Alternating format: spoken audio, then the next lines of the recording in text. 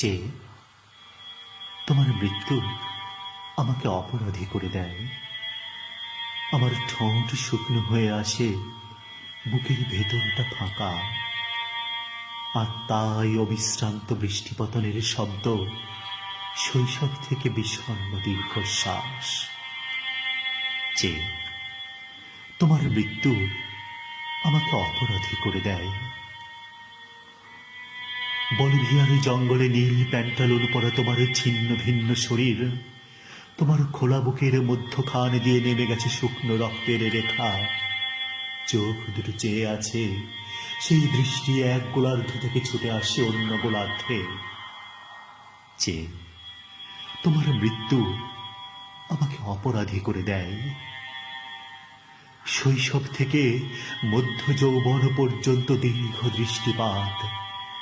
আমারও কথা ছিল হাতিয়ার নিয়ে তোমার পাশে দাঁড়াবার। আমারও কথা ছিল জঙ্গলে কাদায় পাথরের গুহায় লুকিয়ে থেকে সংগ্রামের চরম মুহূর্তটির জন্য প্রস্তুত হওয়ার।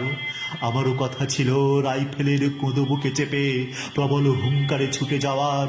আমারও কথা ছিল ছিন্ন ভিন্ন লাশ ও গরম রক্তের ফোয়ারার মধ্যে বিজয় সঙ্গীত শোনাবার।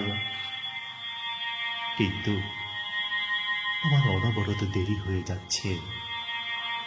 এত কাল আমি অপমান সয়ে মুখ নিচু করেছি, কিন্তু আমি হেরে যাইনি, আমি মেনে নিইনি।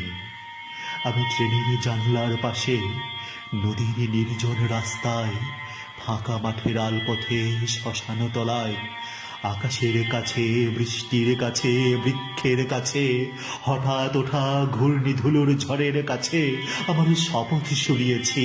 আমি প্রস্তুত হচ্ছি, আমি সবকিছুর নিজস্ব প্রতিশোধ নেব, আমি আবার ফিরে আসব। আমার হাতিয়ারহীন হাত মুষ্টিবদ্ধ হয়েছে, শক্ত হয়েছে চোয়াল। মনে মনে বারবার বলেছি, ফিরে আসব, ফিরে আসব।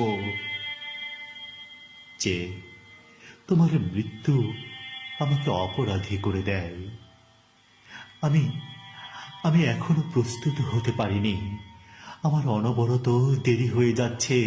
আমি এখনো সুড়ঙ্গের মধ্যে আধো আলো ছায়ার দিকে রয়ে গেছি। আমার দেরি হয়ে যাচ্ছে। যে তোমার মৃত্যু আমাকে অপরাধী করে দেয়।